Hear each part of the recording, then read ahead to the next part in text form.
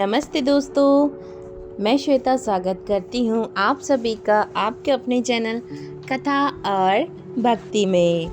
आज आप इस वीडियो में सुनेंगे भगवान सत्यनारायण की व्रत कथा। सत्यनारायण व्रत कथा का पाठ करने से अथवा कथा सुनने से हजारों यज्ञ के बराबर पुण्य की प्राप्ति होती है। सत्यनारायण भगवान का व्रत कथा में भगवान विष्णु के सत्य स्वरूप के बारे में बताया गया है। इस व्रत का पाठ करने से घर में सुख समृद्धि का वास होता है और भगवान विष्णु की कृपा आप सभी पर बनी रहती है। सत्य को नारायण विष्णु जी के रूप में पूजना ही सत्यनारायण भगवान की पूजा है। इसका दूसरा अर्थ यह है कि संसार में एकमात्र भगवान नारायण ही सत्य हैं, बाकी सब माया है। भगवान की पूजा कई रूपों में की जाती है। उनमें से भगवान का सत्यनारायण स्वरूप इस कथा में बताया गया है। इसके मूल पाठ में लगभग 170 श्लोक संस्कृत भाषा में उपलब्ध हैं, जो 5 अध्यायों में बटे हुए हैं। इस कथा के 2 प्रमुख विषय हैं, जिनमें से एक है संकल्प को भूलना और दूसरा प्रसाद का अपमान। व्रत कथा के अलग अलग अध्यायों में छोटी कहानियों के माध्यम से बताया गया है कि सत्य का पालन न करने पर किस प्रकार समस्या आती है। इसलिए जीवन में सत्य व्रत का पालन पूरी निष्ठा के साथ करना चाहिए। ऐसा न करने पर भगवान न केवल नाराज होते हैं और अपितु दंड स्वरूप संपत्ति और बंधु बांधवों के सुख से वंचित भी कर देते हैं। इस अर्थ से यह कथा लोक में सच्चाई की प्रतिष्ठा का लोकप्रिय और सर्वमान्य धार्मिक साहित्य है। तो चलिए भक्तजनों, व्रत कथा का पाठ शुरू करते हैं। सभी बोलो सत्यनारायण भगवान की जय। सत्यनारायण व्रत कथा प्रथम अध्याय। सत्यनारायण व्रत कथा का पूरा संदर्भ यह है कि पुराने काल में शौनक आदि ऋषि नैमिषारण्य स्थित महर्षि सूत के आश्रम पर पहुँचे।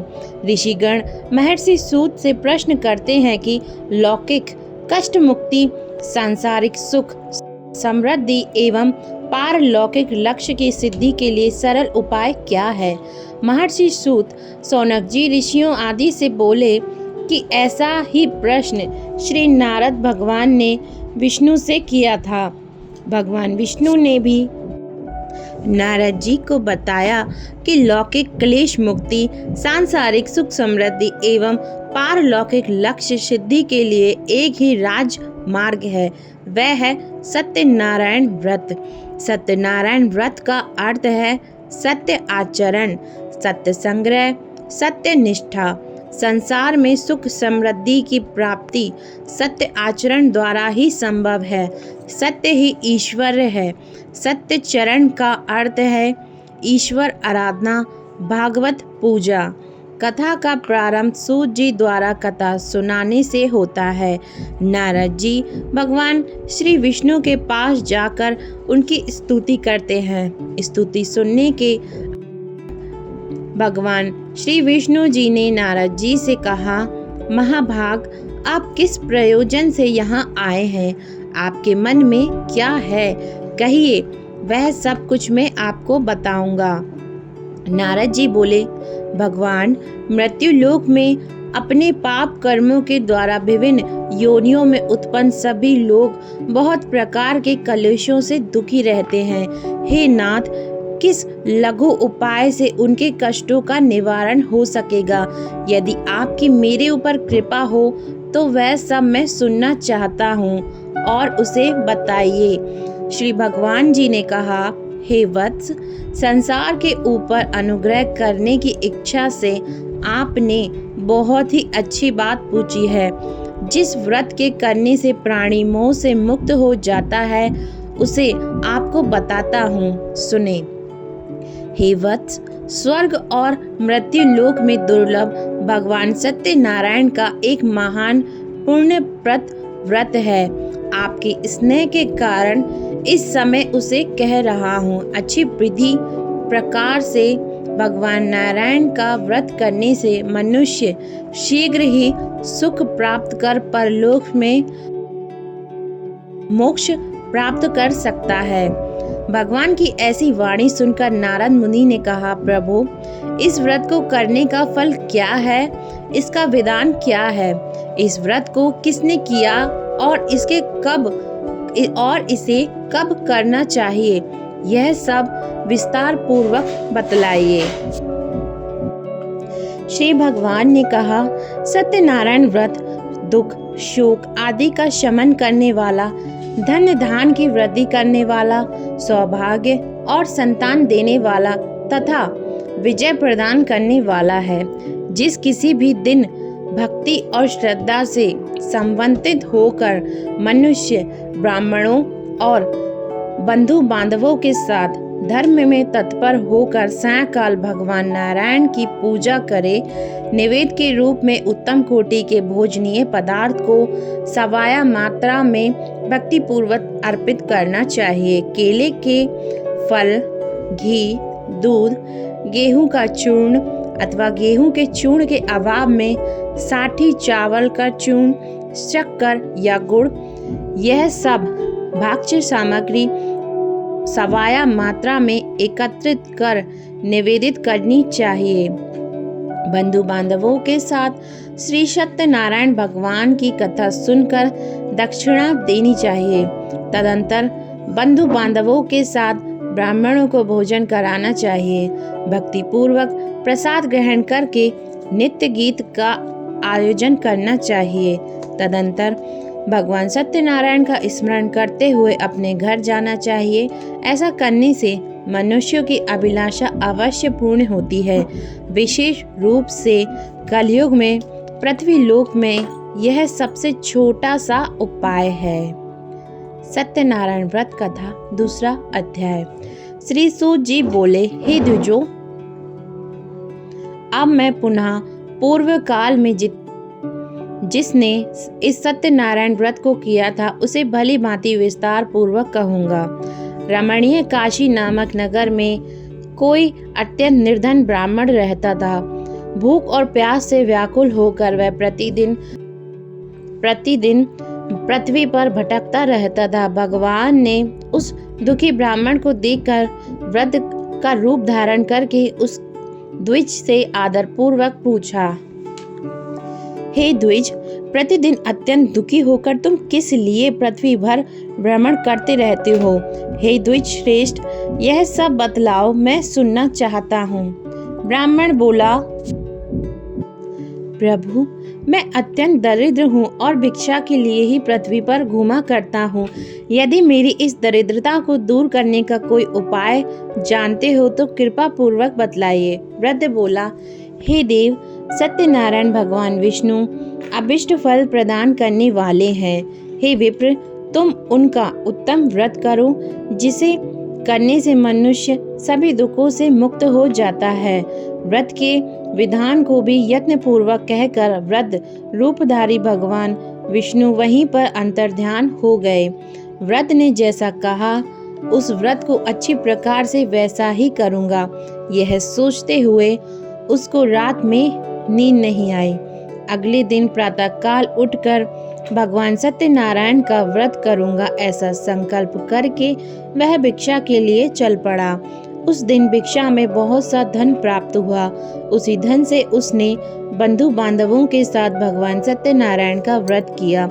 इस व्रत के प्रभाव से वह श्रेष्ठ सभी दुखों से मुक्त होकर समस्त संपत्तियों से संपन्न हो गया। उस दिन से लेकर प्रत्येक महीने उसने यह व्रत किया। इस प्रकार भगवान सत्यनारायण के इस व्रत को करके वह श्रेष्ठ सभी पापों से मुक्त हो गया और उसने दुर्लभ मोक्ष पद को प्राप्त किया। हे विप्र, पृथ्वी पर जब कोई भी मनुष्य श्री सत्यनारायण का व्रत करेगा उसी समय उसके समस्त दुख नष्ट हो जाएंगे। इस प्रकार भगवान नारायण ने महात्मा नारद जी से जो कुछ कहा मैंने वह सब आप लोगों से कह दिया। आगे अब और क्या कहूँ।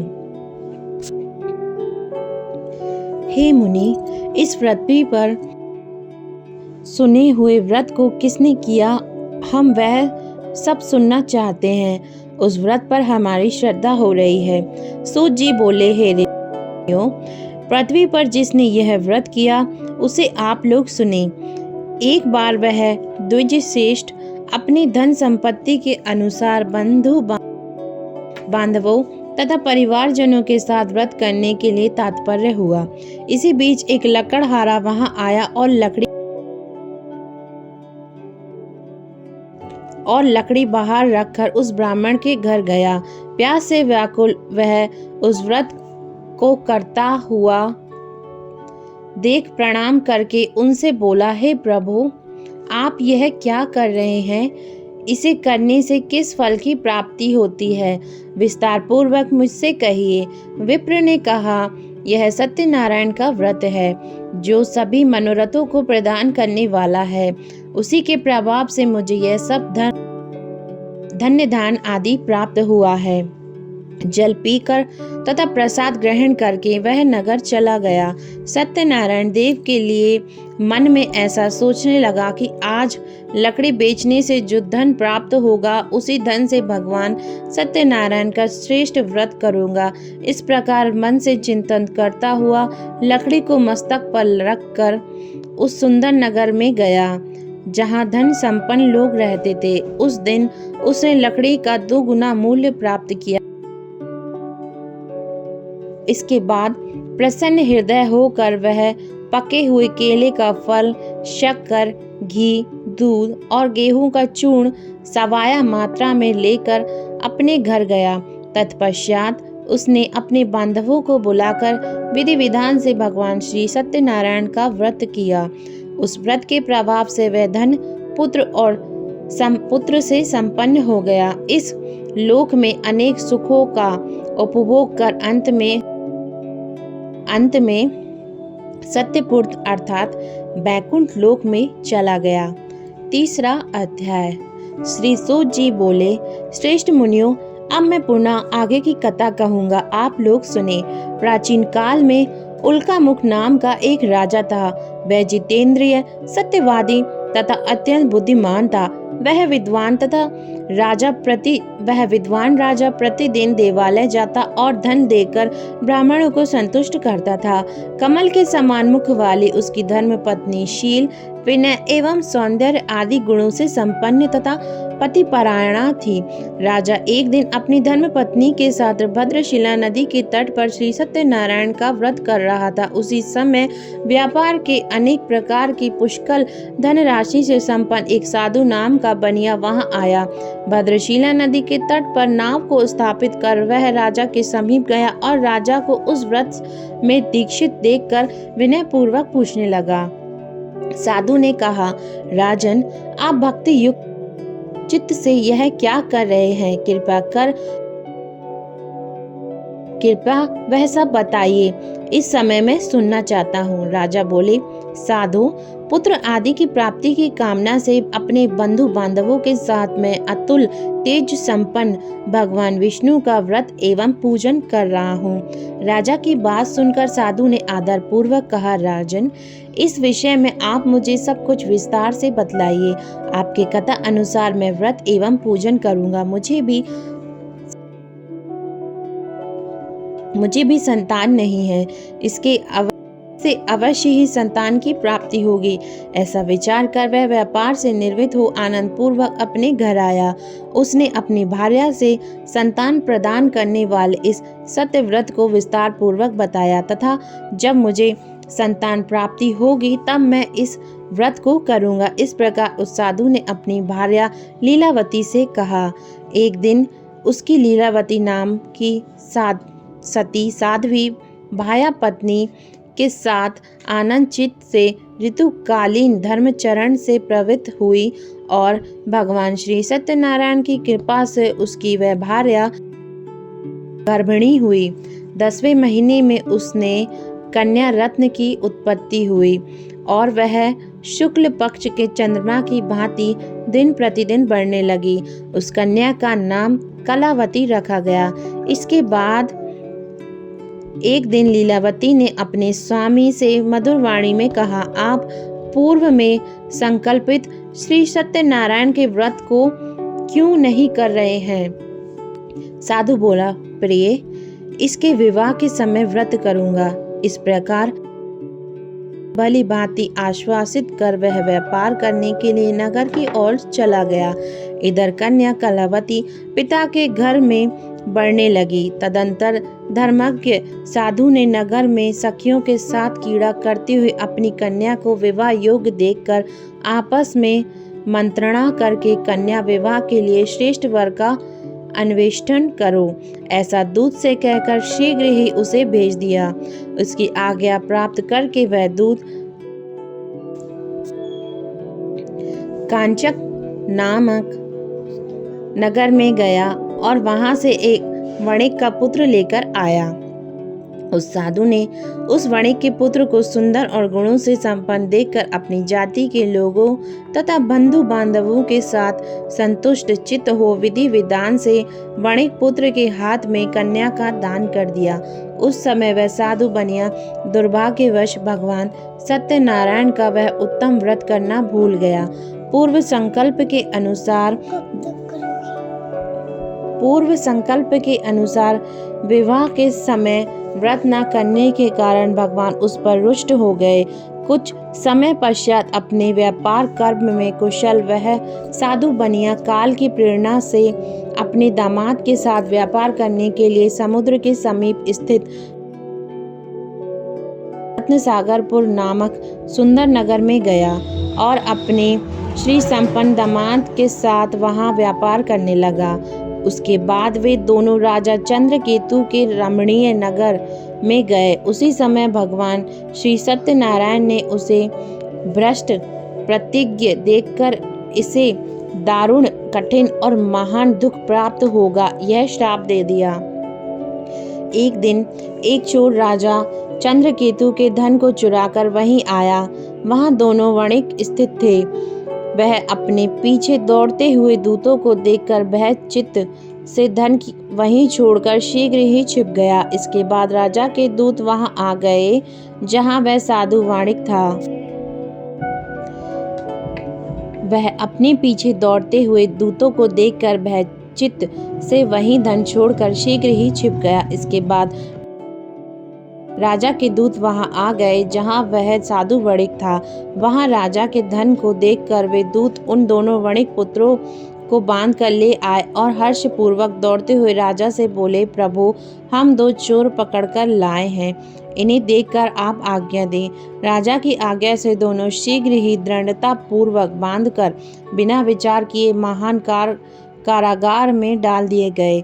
भगवान सत्यदेव की माया से किसी ने उन दोनों की बात नहीं सुनी और राजा चंद्रकेतु ने उन दोनों का धन भी ले लिया।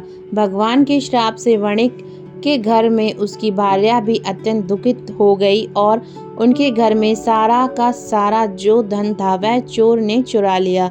लीलावती शारीरिक तथा मानसिक पीड़ाओं से युक्त, भूख और प्यास से दुखी हो अन्न की चिंता से दर दर भटकने लगी। कलावती कन्या भी भोजन के लिए इधर उधर प्रतिदिन घूमने लगी। एक दिन भूख से कलावती एक घर गई। वहां जाकर उसने श्री सत्यनारायण भगवान के व्रत पूजन को देखा। वहां बैठकर उसने कथा सुनी और वरदान मांगा कि उसके बाद प्रसाद ग्रहण करके वह कुछ रात होने पर घर गई। माता ने कलावती कन्या से प्रेम पूर्वक पूछा, पुत्री, रात में तू कहाँ रुकी थी?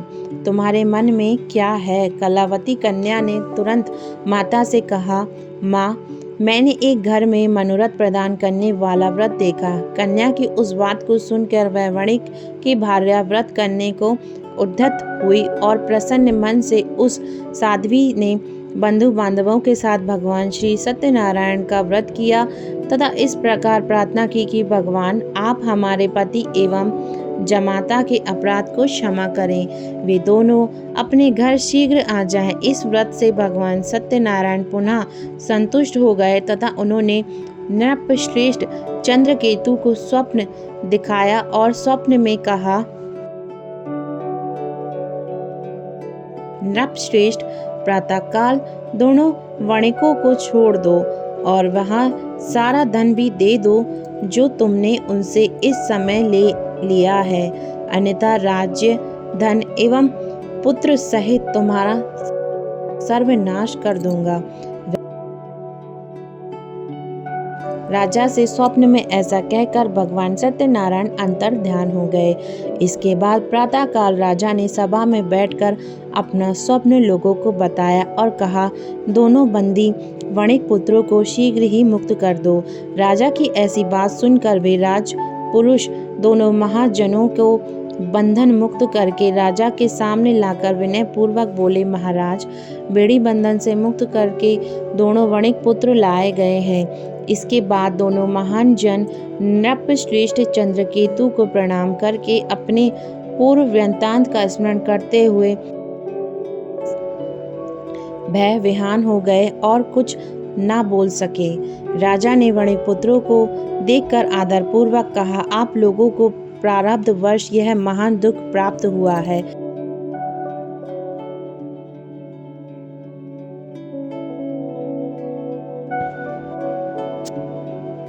इस समय कोई भय नहीं है। ऐसा कहकर उनकी बेड़ी खुलवाकर क्षौर कर्म आदि कराया। राजा ने देखकर उन दोनों वणिक पुत्रों को संतुष्ट किया तथा सामने बुलाकर वाणी द्वारा अत्यधिक आनंदित किया। पहले जो धन लिया था उसे दूना करके दिया। उसके बाद राजा ने पुनः उनसे कहा, साधु, अब आप अपने घर को जाएं। राजा को प्रणाम करके आपकी कृपा से हम जा रहे हैं। ऐसा कहकर उन दोनों महावैश्यों ने अपने घर की ओर प्रस्थान किया। चौथा अध्याय। श्री सूत जी बोले, साधु बनिया मंगलाचरण कर और ब्राह्मणों को धन देकर अपने नगर के लिए चल पड़ा। साधु ने कुछ दूर जाने पर भगवान सत्यनारायण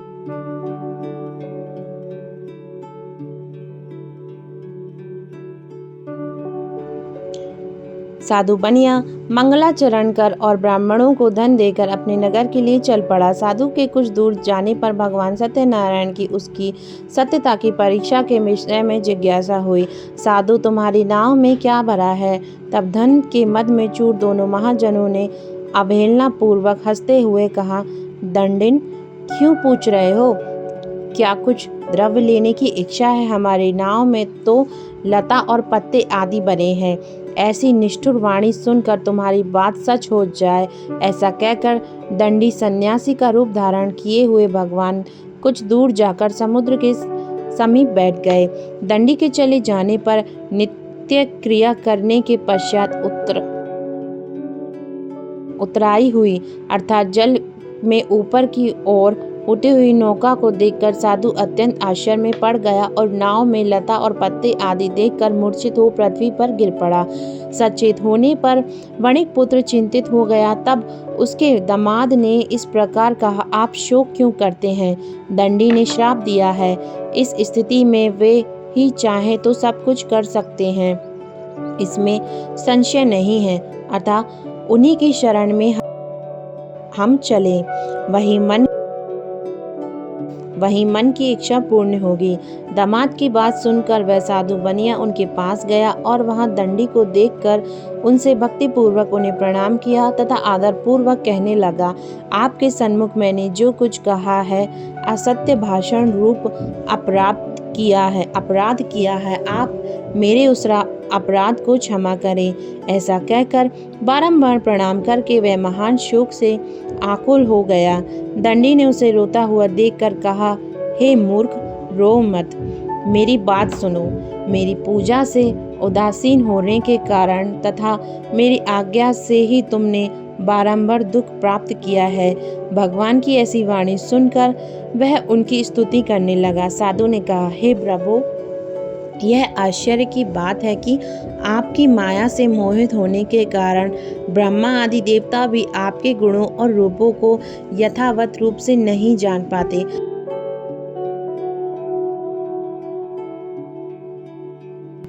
फिर भी मैं मूर्ख आपकी माया से मोहित होने के कारण कैसे जान सकता हूँ? आप प्रसन्न हो, मैं अपनी धन संपत्ति के अनुसार आपकी पूजा करूँगा। मैं आपकी शरण में आया हूँ। मेरा जो नौका में स्थिर पूरा धन था उसकी तथा मेरी रक्षा करें। उस बनिया की भक्तियुक्त वाणी सुनकर भगवान जनार्दन संतुष्ट हो गए। भगवान हरि उसे अभिष्ट वर प्रदान करके वहीं अंतर्ध्यान हो गए। उसके बाद वह साधु अपनी नौका में चढ़ा और उसे धन धान्य से परिपूर्ण देखकर भगवान सत्यदेव की कृपा से हमारा मनोरथ सफल हो गया। ऐसा कहकर स्वजनों के साथ उसने भगवान की विधिवत पूजा की। भगवान श्री सत्यनारायण की कृपा से वह आनंद से परिपूर्ण हो गया और नाव को प्रयत्न पूर्वक संभाल कर उसने अपने देश के लिए प्रस्थान किया। साधु बनिया ने अपने दामाद से कहा, वह देखो मेरी रत्नपुरी नगरी दिखाई दे रही है। इसके बाद उसने अपने धन से रक्षक दूत को अपने आगमन का समाचार देने के लिए अपनी नगरी में भेजा। उसके बाद दूत नगर में जाकर साधु की भार्या को देख हाथ जोड़कर प्रणाम किया तथा उसके लिए अभिष्ट बात कही। सेठ जी अपने दामाद तथा बंधु वर्गों के साथ बहुत सारे धन्य दान से संपन्न होकर नगर में निकट पधार आए हैं। दूत के मुख से यह बात सुनकर वह महान आनंद से विलय हो गई और उस साध्वी ने श्री सत्यनारायण की पूजा करके अपनी पुत्री से कहा, मैं साधु के दर्शन के लिए जा रही हूँ, तुम शीघ्र ही आ जाओ। माता की ऐसी वाणी सुनकर व्रत को समाप्त करके वह प्रसाद का परित्याग कर वह कलावती भी अपने पति का दर्शन करने के लिए चल पड़ी। इससे भगवान सत्यनारायण रुष्ट हो गए और उन्होंने उसके पति का नौका का एवं नौका में स्थित धन का हरण करके जल में डुबो दिया। इसके बाद कलावती कन्या अपने पति को ना देख महान शोक से रुदन करती हुई पृथ्वी पर गिर पड़ी। नाव का आदर्शन तथा कन्या को अत्यंत दुखी देखकर भयभीत मन से साधु बनिया ने सोचा, क्या यह आश्चर्य हो गया। नाव का संचालन करने वाले सभी चिंतित हो गए। तदंतर वह लीलावती भी कन्या को देखकर विरह हो गई और अत्यंत दुख से विलाप करती हुई अपने पति से इस प्रकार बोली, अभी अभी नौका के साथ वह कैसे अलक्षित हो गया। न जाने किस देवता की उपेक्षा से वह नौका हरण कर ली गई, अथवा श्री सत्यनारायण का महत्व कौन जान सकता है। ऐसा कहकर वह स्वजनों के साथ विलाप करने लगी और कलावती कन्या को गोद में लेकर रोने लगी। कलावती कन्या भी अपने पति के नष्ट हो जाने पर दुखी हो गई और पति की पादुका लेकर उनका अनुगमन करने के लिए उसने मन में निश्चय किया। कन्या के इस प्रकार के आचरण को देखकर भार्या सहित वह धर्मज्ञ साधु बनिया अत्यंत शोक संतप्त हो गया और सोचने लगा कि यह तो या तो भगवान सत्यनारायण ने यह अपहरण किया है अथवा हम सभी भगवान सत्यदेव की माया से मोहित हो गए हैं। अपनी धन शक्ति के अनुसार मैं भगवान श्री सत्यनारायण की पूजा करूंगा। सभी को बुलाकर इस प्रकार कहकर उसने अपने मन की इच्छा प्रकट की और बारंबार भगवान सत्यदेव को दंडवत प्रणाम किया। इससे दिनों के परिपालक भगवान सत्यदेव प्रसन्न हो गए। भक्तवत्सल भगवान ने कृपा पूर्वक कहा, तुम्हारी कन्या प्रसाद छोड़कर अपने पति को देखने चली आई थी। निश्चय ही इसी कारण उसका पति अदृश्य हो गया है। यदि घर जाकर प्रसाद ग्रहण करके वह पुनः आए तो हे साधु बनिया,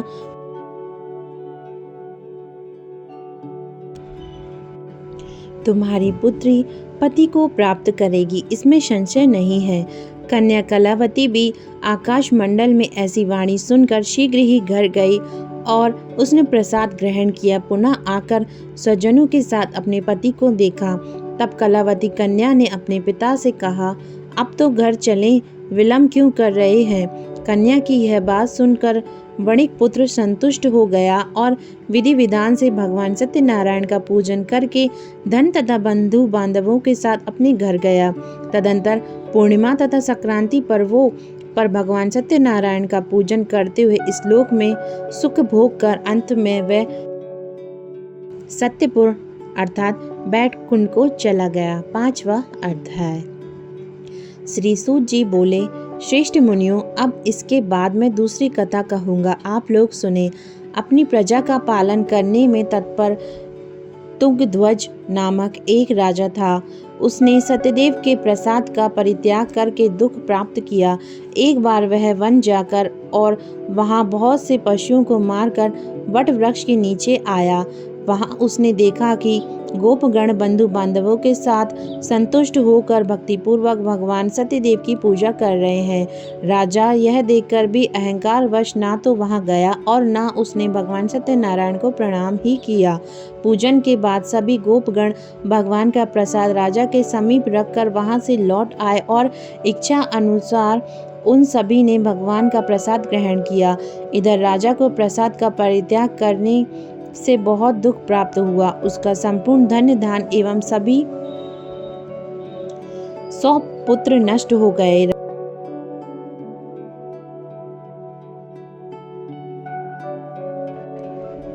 उसका संपूर्ण धन्य दान एवं सभी 100 पुत्र नष्ट हो गए।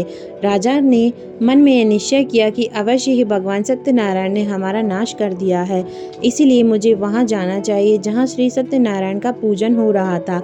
ऐसा मन में निश्चय करके वह राजा गोपगणों के समीप गया और उनसे गोपगणों के साथ भक्ति श्रद्धा से युक्त होकर विधि पूर्वक भगवान सत्यनारायण देव की पूजा की। भगवान सत्यदेव की कृपा से वह पुनः धन और पुत्रों से संपन्न हो गया तथा इस लोक में सभी सुखों का उपभोग कर अंत में सत्यपुर बैकुंठ को प्राप्त हुआ।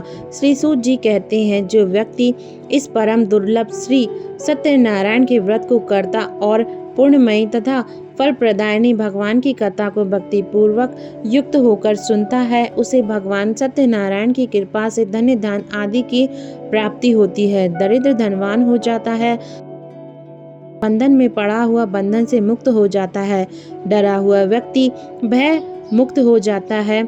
यह सत्य बात है, इसमें संशय नहीं है।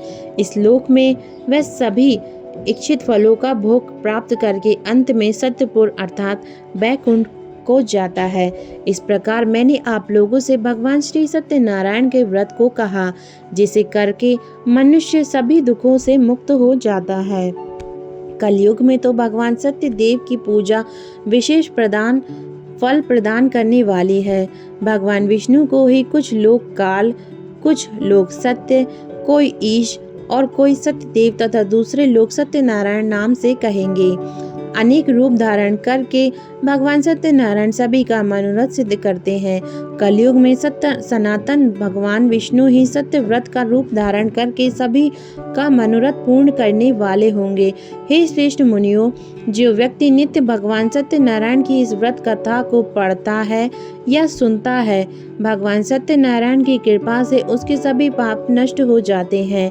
हे मुनीश्वरों, पूर्व काल में जिन लोगों ने भगवान सत्यनारायण का व्रत किया था, उसके अगले जन्म का वृत्तांत कहता हूँ, आप लोग सुने। महान प्रज्ञा संपन्न सत्यनारायण व्रत करने के प्रभाव से दूसरे जन्म में सुदामा हुए और उस जन्म में भगवान श्री कृष्ण का ध्यान करके उन्होंने मोक्ष प्राप्त किया। लकड़हारा भिल ग्रहों का राजा हुआ और अगले जन्म में उसने भगवान श्री राम की सेवा करके मोक्ष प्राप्त किया। महान राज उल्कामुख दूसरे जन्म में राजा दशरथ हुए, जिन्होंने श्रीनाथ जी की पूजा करके अंत में बैकुंठ प्राप्त किया। इसी प्रकार धार्मिक और सत्यव्रती साधु पिछले जन्म में सत्यव्रत के प्रभाव से दूसरे जन्म में मोरध्वज नामक राजा हुआ। उसने आरे से चीर कर अपने पुत्र की आदि देह भगवान विष्णु को समर्पित करके मोक्ष प्राप्त किया। महाराजा तुंगध्वज जन्मांतर से स्वयंभुव मनु हुए और भगवान सत्य संबंधी संपूर्ण कार्यों का अनुष्ठान करके बैकुंठ को प्राप्त हुए। जो गोपगण थे वे सब जन्मांतर में व्रज मंडल में निवास करने वाले गोप हुए और सभी राक्षसों का संहार करके उन्होंने भी भगवान का शाश्वत धाम गोलोक प्राप्त किया। इस प्रकार श्री स्कंद पुराण के अंतर्गत रेवा खंड में श्री सत्यनारायण व्रत कथा का यह 5वां अध्याय पूर्ण हुआ। सभी बोलो भगवान सत्यनारायण की जय। श्री हरि विष्णु की जय। धन्यवाद दोस्तों कथा सुनने के लिए। ये थी भगवान सत्यनारायण की व्रत कथा। चैनल को लाइक करें, शेयर करें, सब्सक्राइब करें और कमेंट में सत्यनारायण भगवान की जय जरूर लिखें। जय श्री कृष्णा, राधे राधे, जय माता दी।